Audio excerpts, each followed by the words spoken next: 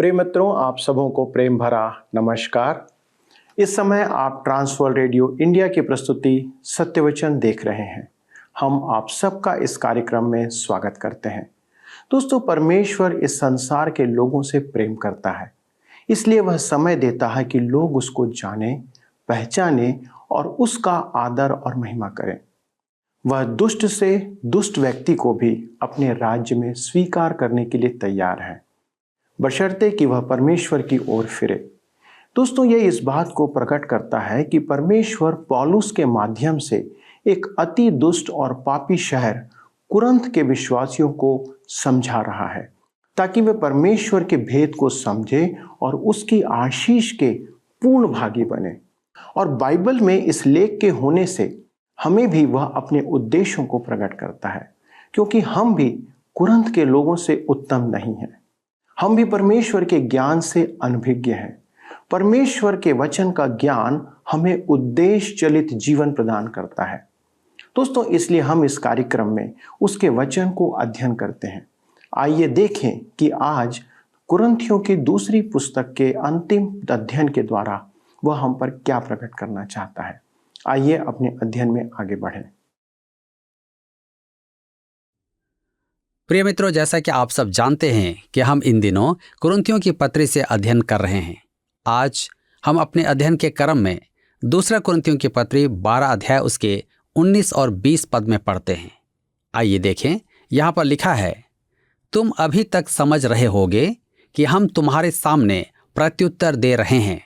हम तो परमेश्वर को उपस्थित जानकर मसीह में बोलते हैं और हे प्रियो, सब बातें तुम्हारी उन्नति ही के लिए कहते हैं, क्योंकि मुझे डर है कहीं ऐसा ना हो कि मैं आकर जैसा चाहता हूं वैसा तुम्हें ना पाऊं, और मुझे भी जैसा तुम नहीं चाहते वैसा ही पाओ, और तुम में झगड़ा, डाह, क्रोध, विरोध, ईर्ष्या, चुगली, अभिमान और बखेड़े हों।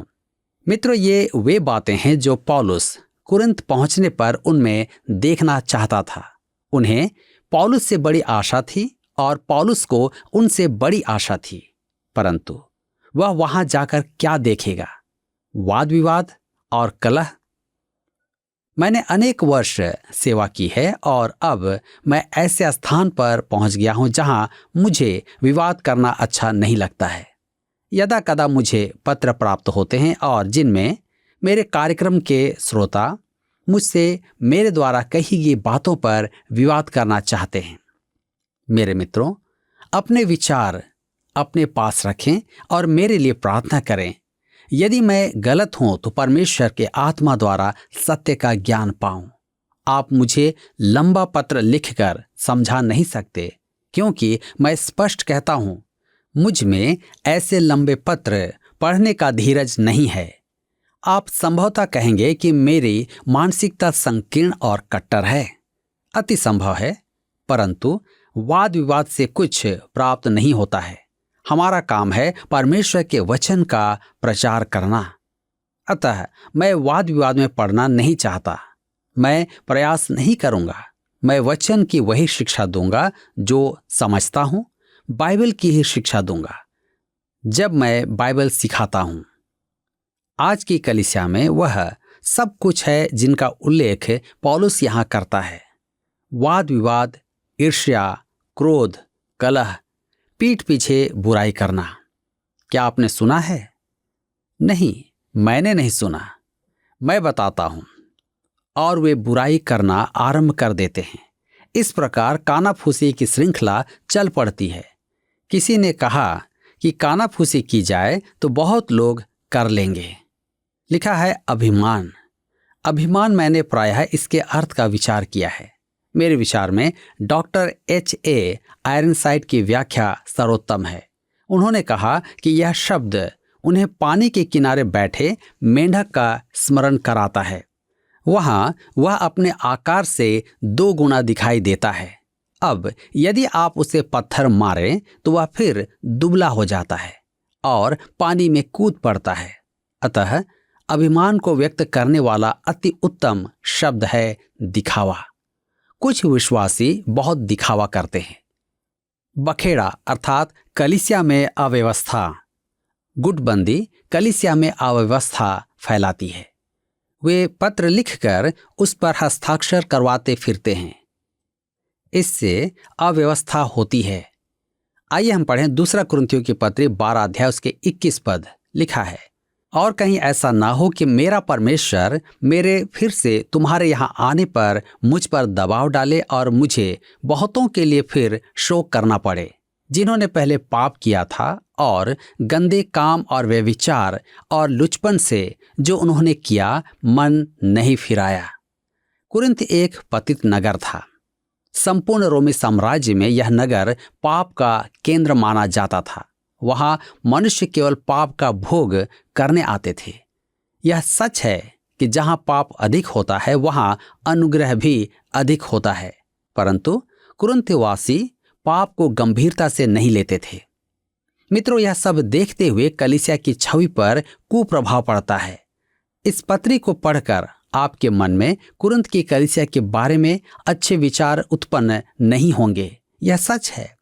वही एक कलीसिया नहीं है, आज अनेक कलीसियां ऐसी ही हैं। एक क्षण इस पर विचार करके देखें। मान लीजिए कि प्रभु कलीसिया को लेने इसी पल आ जाता है।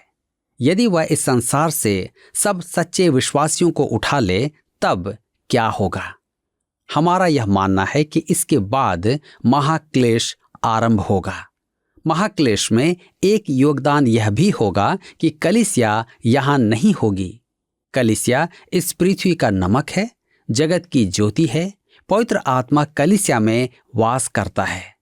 आज का संसार अधिक अच्छा है या अधिक बुरा है? कुछ लोगों का कहना है कि कलीसिया ने संसार को सुधारा नहीं है, क्योंकि संसार 2000 वर्ष पूर्व की तुलना में अधिक बुरा हो गया है। मैं इस विचार से सहमत नहीं हूं। मैं जानता हूं कि दूसरा तीमुथियुस की पत्री 3 अध्याय उसके 13 पद में लिखा है, दुष्ट और बहकाने वाले धोखा देते हुए और धोखा खाते हुए बिगड़ते चले जाएंगे। परंतु इसका अर्थ यह नहीं कि संसार अधिकाधिक बुरा होता जाएगा। बुरे मनुष्य अधिकाधिक बुरे होते जाएंगे। मेरे विचार में वे अपने जीवन काल में बुरे होते जाएंगे और उसके बाद दूसरी पीढ़ी आएगी। आज का संसार 2000 वर्ष पूर्व के संसार से अधिक अच्छा है, क्योंकि वे अक्षम्य पाप में लीन थे। यीशु ने परमेश्वर से याचना की थी। लूका रचित सुसमाचार 23 अध्याय उसके 34 पद में, हे पिता, इन्हें क्षमा कर, क्योंकि ये नहीं जानते कि क्या करते हैं। उन्होंने परमेश्वर के पुत्र को क्रूस पर चढ़ाया था। मैं मानता हूं कि आज का संसार मसीह का इनकार करके उसे क्रूस पर चढ़ा रहा है। संसार का सबसे बड़ा पाप है मसीह का इनकार। प्रत्येक पीढ़ी इस पाप की दोषी है। प्रभु यीशु ने कहा था कि जब पवित्र आत्मा आएगा तब वह संसार को पाप का बोध करवाएगा। यूहन्ना रचित सुसमाचार 16 अध्याय उसके 9 पद में इसे पाते हैं। पाप के विषय में इसलिए कि वे मुझ पर विश्वास नहीं करते। पाप अनेक हैं, परंतु सबसे बड़ा पाप है प्रभु यीशु का इनकार। मेरे मित्रों, इस पृथ्वी पर यदि कोई घोर अपराध हुआ है तो वह 2000 वर्ष पूर्व यीशु की हत्या का है। आज का संसार भी उतना ही पतित, धृष्ट और दुष्ट है जितना 2000 वर्ष पूर्व का संसार था। मैं तो यही कहूंगा कि आज का संसार परिवार संभालने के लिए 2000 वर्ष पूर्व के संसार से अधिक अच्छा है। हमें अधिक सुविधाएं प्राप्त हैं। आज अनेक साधन जीवन को अधिक सुलभ और आसान बनाते हैं, जो 2000 वर्ष पूर्व नहीं थे। परंतु हमें यह समझना आवश्यक है कि कलीसिया का उद्देश्य संसार में फूल उगाने का नहीं था, जैसा कि इस्राएल ने रेगिस्तान में किया है। वे तीर्थ यात्री थे जो वहां से गमन कर रहे थे, अर्थात जा रहे थे, और उनके पास एक संदेश था, उनकी गवाही थी। कलीसिया का भी युगानुयुग का एक उद्देश्य है। मेरे प्रियो, कलीसिया मनुष्यों का एक समूह है जिसे परमेश्वर के लिए पवित्र ठहरना है, परमेश्वर के लिए जीना है। काश मैं कलीसिया को संबोधित करके कह पाता कि वह ऐसा ही कर रही है और यह कैसा अद्भुत कार्य है। इस क्षेत्र में कलीसिया की चूक एक कारण है कि परमेश्वर के वचन की रुचि अधिकतर कलीसिया की गतिविधियों में अब नहीं है। कलीसिया अपनी आंतरिक समस्याओं में उलझी हुई है, परंतु इससे प्रभु यीशु के प्रेम का निराकरण नहीं होता जो वह कलीसिया से करता है। उसने कलीसिया के लिए स्वयं को बलि कर दिया कि उसको धोकर शोधन करे। यद्यपि हम अपने निर्दिष्ट लक्ष्य से भटक चुके हैं, हमें उस दिशा में अग्रसर होना आवश्यक है।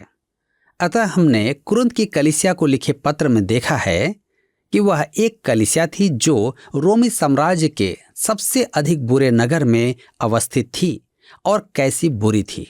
मुझे यह सुनना अच्छा नहीं लगता कि कलीसिया संसार को किसी भी प्रकार प्रभावित नहीं कर पाती है। ऐसा प्रतीत होगा कि कलीसिया का प्रभाव अधिक नहीं है, परंतु सच तो यह है कि यदि कलीसिया संसार से हटा ली जाए तो संसार की दशा बहुत बुरी होगी। मित्रों, यहाँ पर अध्याय 12 समाप्त होता है और हम अपने अध्ययन को अध्याय 13 से जारी रखेंगे, जिसका विषय है पौलुस की प्रेरिताई का संपादन और उपसंहार। दूसरा कुरिन्थियों 13 अध्याय के 1 पद में हम पढ़ते हैं, अब तीसरी बार मैं तुम्हारे पास आता हूं, 2 या 3 गवाहों के मुंह से हर एक बात ठहराई जाएगी। पौलुस अपनी बात दोहराता है। वह तीसरी बार कुरिन्थ जाएगा कि अपने प्रेरित होने का अधिकार प्रकट करे। जब वह वहां पहुंचेगा तब सब कुछ सिद्ध होगा, सब कुछ खुलकर सामने आएगा। पौलुस प्रेरित होने का अधिकार प्रकट करेगा। वह अपनी दुर्बलता में मसीह के सामर्थ्य द्वारा अपनी प्रेरिताई का प्रमाण देगा। हम दूसरा कुरिन्थियों 13 उसके 2 और 3 पद में पढ़ते हैं, जैसे मैं जब दूसरी बार तुम्हारे साथ था, वैसे ही अब दूर रहते हुए उन लोगों से जिन्होंने पहले पाप किया और अन्य सब लोगों से अब पहले से कह देता हूं कि यदि मैं फिर आऊंगा तो नहीं छोड़ूंगा, क्योंकि तुम तो इसका प्रमाण चाहते हो कि मसीह मुझ में बोलता है, जो तुम्हारे लिए निर्बल नहीं परंतु तुम में सामर्थी है। पौलुस उनके पास अपनी दुर्बलता में गया था, परंतु परमेश्वर का वचन सामर्थी है और उसने उस पापग्रस्त नगर में उनका जीवन बदल दिया था। दूसरा कुरिन्थियों 13 के 4 पद में लिखा है, वह निर्बलता के कारण क्रूस पर चढ़ाया तो गया, तो भी परमेश्वर की सामर्थ से जीवित है। हम भी उसमें निर्बल हैं, परंतु परमेश्वर की सामर्थ से जो तुम्हारे लिए है उसके साथ जिएंगे। पौलुस कहता है, वह निर्बलता के कारण क्रूस पर चढ़ाया तो गया, तो भी परमेश्वर की सामर्थ से जीवित है। परमेश्वर की दुर्बलता की बात सुनना एक विचित्र बात है। यह दुर्बलता कैसी थी? क्रूस पर चढ़ाया जाना उसकी दुर्बलता ही थी। मेरे मित्रों, तो भी परमेश्वर की सामर्थ से जीवित है। दूसरा कुरिन्थियों 13 के 5 में आगे लिखा है, अपने आप को परखो कि विश्वास में हो कि नहीं। अपने आप को जांचो, क्या तुम अपने विषय में यह नहीं जानते कि यीशु मसीह तुम में है? नहीं तो तुम जांच में निकम्मे निकले हो। इसका अभिप्राय स्वतंत्र इच्छा, पूर्व चयन या विश्वासी की सुरक्षा से नहीं है। पौलुस के कहने का अर्थ है कि हमें आत्मनिरीक्षण करके देखना है कि हम विश्वास में हैं या नहीं। हमें इसका सामना करके कामना करनी है। मेरे विचार में वर्ष में 2 या 3 बार हमें ऐसा करना चाहिए। मेरा पुत्र जब छोटा ही था तब उसने अपने विश्वास का अंगीकार किया था। उस समय वे अपनी नानी के घर में थे। एक दिन अकस्मात ही वह आकर अपने माता से बोला कि वह यीशु को अपना मुक्तिदाता ग्रहण करना चाहता है। मेरी पत्नी उसे शयन कक्ष में ले गई और उसने घुटने टेक कर प्रभु यीशु को अपना मुक्तिदाता ग्रहण किया। उसके बाद मैं उससे बार बार पूछता था कि प्रभु यीशु मसीह के साथ उसके संबंध कैसे हैं। जब वह किशोर अवस्था में पहुंचा तब उसने पूछा, पिताजी, आप सदैव पूछते रहते हैं कि मैं विश्वास में हूं या नहीं। मैं यीशु में विश्वास करता हूं या नहीं। मैंने तो उससे कहा, मैं सुनिश्चित करना चाहता हूं, क्या तुम मेरी संतान हो? मैं उसके साथ ही नहीं, अपने स्वयं के साथ भी ऐसा ही करता हूं। मेरे विचार में प्रत्येक विश्वासी को ऐसा करना चाहिए। 2 कुरिन्थियों 13:6 में लिखा है, पर मेरी आशा है कि तुम जान लोगे कि हम निकम्मे नहीं। पौलुस ने अपनी सूची बना ली थी और वह उन पर प्रकट करना चाहता था कि वह विश्वास में है। 2 कुरिन्थियों 13:7 में हम आगे पढ़ते हैं, हम अपने परमेश्वर से यह प्रार्थना करते हैं कि तुम कोई बुराई न करो, इसलिए नहीं कि हम खरे दिख पड़ें, पर इसलिए कि तुम भलाई करो, चाहे हम निकम्मे ही ठहरें। पौलुस के कहने का अर्थ है कि वह उनसे चाहता है कि वे वैसे विश्वासी हों जैसे उन्हें होना है। 2 कुरिन्थियों 13:8 में लिखा है, क्योंकि हम सत्य के विरोध में कुछ नहीं कर सकते, पर सत्य के लिए ही कर सकते हैं। यह एक और ध्यान देने योग्य सत्य है। मेरे मित्रों, आप सत्य के विरुद्ध कुछ नहीं कर सकते। यही कारण है कि मैं वचन के विपक्षियों की चिंता नहीं करता। वे सत्य को कुछ भी हानि नहीं पहुंचा सकते हैं। हमें वचन का प्रचार करना है। उसके प्रतिवाद में हमें कुछ कहने की आवश्यकता नहीं है। समय ना गंवाएं। परमेश्वर ने हमें विवाद करने को नहीं, प्रचार करने को कहा है। उसके वचन को लोगों तक पहुंचाने को कहा है। 2 कुरिन्थियों की पत्री 13:9 में हम पढ़ते हैं, जब हम निर्बल हैं और तुम बलवंत हो तो हम आनंदित होते हैं और यह प्रार्थना भी करते हैं कि तुम सिद्ध हो जाओ। तुम सिद्ध हो जाओ। यहां सिद्ध होने का अर्थ वह नहीं जो हम सोचते हैं, परंतु यह कि वे परिपक्व हों। पौलुस चाहता है कि वे प्रभु यीशु मसीह के अनुग्रह और ज्ञान में बढ़ते जाएं। हम आज भी यह उक्ति सुनते हैं, तू बड़ा कब होगा? पौलुस यही कहता है, मसीह में बढ़ते जाओ। आगे लिखा है 2 कुरिन्थियों के पत्र 13:10 में, इस कारण मैं तुम्हारे पीठ पीछे ये बातें लिखता हूं कि उपस्थित होकर मुझे उस अधिकार के अनुसार जिसे प्रभु ने बिगाड़ने के लिए नहीं पर बनाने के लिए मुझे दिया है, कड़ाई से कुछ करना ना पड़े। पौलुस प्रसन्न है कि वह उन्हें पत्र लिख रहा है। वह उनके विकास के उद्देश्य से लिख रहा है, उन्हें हताश करने के लिए नहीं। आइए हम आगे देखेंगे पौलुस की प्रेरिताई का उपसंहार। 2 कुरिन्थियों 13:11 में हम पढ़ते हैं, अतः हे भाइयों, आनंदित रहो, सिद्ध बनते जाओ, ढाढ़स रखो, एक ही मन रखो, मेल से रहो, और प्रेम और शांति का दाता परमेश्वर तुम्हारे साथ होगा। वह फिर कहता है, सिद्ध बनते जाओ, बढ़ते जाओ, शिशु विश्वासी मत बने रहो। आज भी अनेक विश्वासियों से यह कहा जा सकता है, ढाढ़स रखो। उसने आरंभ में यही कहा था, परमेश्वर की शांति। स्मरण रखें, इसका अर्थ है सहायता। इसका अर्थ है परमेश्वर ने हमें शांति देने, सहायता करने, शक्ति देने, प्रोत्साहित करने के लिए बुलाया है। परमेश्वर आपके लिए यह सब करना चाहता है। मेरे मित्रों, आप चाहे जो भी हों, जहां भी हों, जैसे भी हों, परमेश्वर आपकी सहायता करना चाहता है। वह पवित्र आत्मा की सेवा द्वारा अपने वचन के माध्यम से आपकी सहायता करना चाहता है। ये पद कैसे महान है! परमेश्वर शांति देने के लिए हमारे साथ है। हमें विकासमान होना है, परिपक्व होना है। हम सत्य के विरोध में कुछ नहीं कर सकते, केवल उसके पक्ष में ही कुछ कर सकते हैं। निश्चय ही हमें ऐसे प्रोत्साहन में परमेश्वर के लिए आगे बढ़ना है। तब वह कहता है, एक मन रखो, अर्थात मसीह का मन रखो, मेल से रहो। हम शांति तो ला नहीं सकते, परंतु मेल से अवश्य रह सकते हैं। प्रेम और शांति का दाता परमेश्वर तुम्हारे साथ होगा। यह परमेश्वर की शांति है जो सारी समझ से बाहर है। मेरे मित्रों, यह वह शांति मेल है जो परमेश्वर ने क्रूस पर बहाए गए लहू द्वारा स्थापित की। हमें आज इस मेल से रहना है। हमें अपने उद्धार में आनंदित होना है। प्रेम और शांति का परमेश्वर तुम्हारे साथ होगा। इससे ना चूकें। आप अकेले नहीं हैं। आज भी परमेश्वर आपके साथ है। यह कैसी अद्भुत बात है। 2 कुरिन्थियों 13 अध्याय के 12 पद में हम आगे पढ़ते हैं, एक दूसरे को पवित्र चुंबन से नमस्कार करो। मैं आपको स्वर्गीय डॉक्टर वाल्टर विल्सन की कहानी सुनाता हूं। उनका एक मित्र उनसे भेंट करने आया और उन्हें चूमा।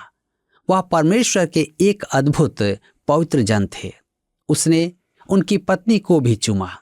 उसने डॉक्टर विल्सन से कहा, आपके अभिवादन में मेरा चुंबन पवित्र था, परंतु आपकी पत्नी को चूमकर मैं आपसे कहता हूं, मेरे मित्रों, यदि आप किसी को चूमते हैं तो वह निश्चय ही पवित्र चुंबन हो।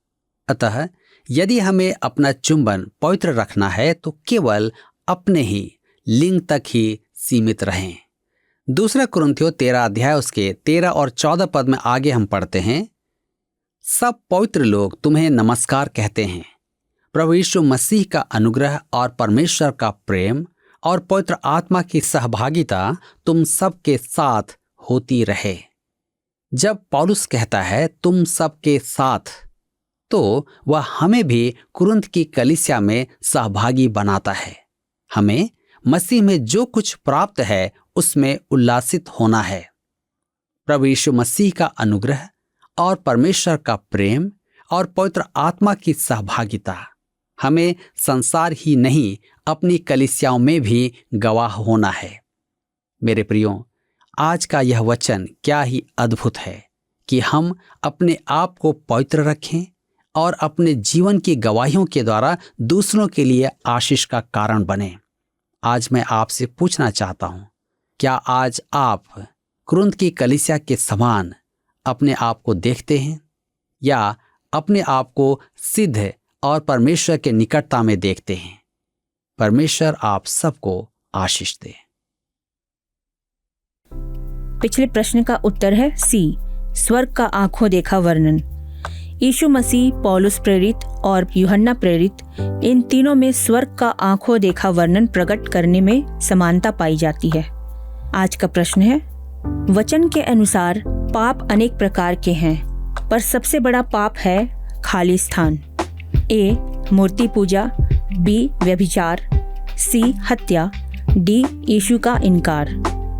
मित्रों, इस प्रश्न का उत्तर हमें कल सुबह 6 बजे से पहले विकल्प ए, बी, सी या डी के साथ अपना नाम, पता, स्थान के साथ 9651433397 पर SMS या व्हाट्सएप करें। सभी विजेताओं को विशेष पुरस्कार प्रदान किए जाएंगे। धन्यवाद।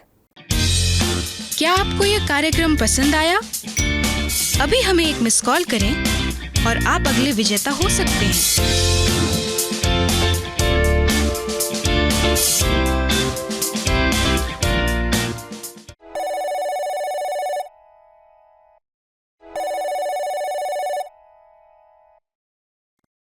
तो मित्रों, हमने देखा कि कुरिन्थ एक नीच शहर था जहां लोग पाप करने के लिए और सांसारिकता का आनंद लेने के लिए आते थे।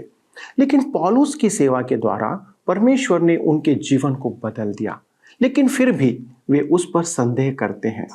इस बात का स्पष्टीकरण देने के क्रम में वह न सिर्फ उनके सामने बल्कि हमारे लिए भी परमेश्वर की भेद की बातों को प्रकट करता है कि हम आत्मिक परिपक्वता की ओर आगे बढ़ें। हो सकता है कि हम एक नियमित चर्च जाने वाले लोगों में से एक हों, लेकिन यदि हमारे पास स्वर्ग जाने की निश्चयता नहीं है तो हम ना सिर्फ सिद्धता की ओर बढ़ने में विफल हैं, परंतु मसीह के उद्धार के कार्य का भी किसी न किसी रूप से तिरस्कार कर रहे हैं, जिसे हमें भी जानना आज आवश्यक। हमारे जीवन के द्वारा संसार तक ज्योति पहुंचाना चाहिए या पहुंचना चाहिए। परमेश्वर के प्रति हमारी आज्ञाकारिता ही हमारे बीच शांति को उत्पन्न करेगी। आइए दोस्तों प्रार्थना करें। हमारे स्वर्गीय परमेश्वर पिता, हम आपको धन्यवाद देते हैं प्रभु कि आपने हमारे जीवन में ऐसे लोगों को भेजा जिन्होंने आपका ज्ञान, आपका वचन हमारे जीवन में दिया। प्रभु, हम उन सारे भक्तों के लिए, संतों के लिए आपका धन्यवाद देते हैं जिनके द्वारा से प्रभु आपका पवित्र वचन हम तक पहुंचाया गया। उनकी धन्य सेवा के लिए प्रभु हम धन्यवाद देते हैं। और आज हम प्रार्थना करते प्रभु हमारे सारे दर्शकों के लिए कि उनके जीवन में जिस प्रकार प्रभु आपका वचन पहुंचाया गया, प्रभु आज आप उन्हें भी प्रेरित करें, उत्साहित करें कि इस सुसमाचार को लोगों तक पहुंचाने के लिए वे प्रोत्साहित किए जाएं। प्रभु आपका अनुग्रह उन पर हो कि वे इस धन्य सेवा के लिए प्रभु अपने जीवन को दें, ताकि वे जहां भी रहते हों, जिस स्थान में भी काम करते हों, प्रभु उनके द्वारा आपका वचन लोगों तक पहुंचे और बहुत सी आत्माएं आपके राज्य में आने पाए। पिता परमेश्वर, धन्यवाद के साथ इस विनती को प्रभु यीशु क्रिस्ट के नाम से मांगते हैं, आमीन। दोस्तों, मुझे विश्वास है कि आज के अध्ययन के द्वारा आप इस बात के लिए प्रोत्साहित हुए होंगे कि आप भी परमेश्वर के वचन को, सुसमाचार को लोगों तक लेके जाएं। जिस प्रकार आपके लिए किसी ने वचन सुनाया, आप दूसरे को वचन सुनाएं। अगले प्रसारण में हम इस अद्भुत अध्ययन को आगे बढ़ाएंगे।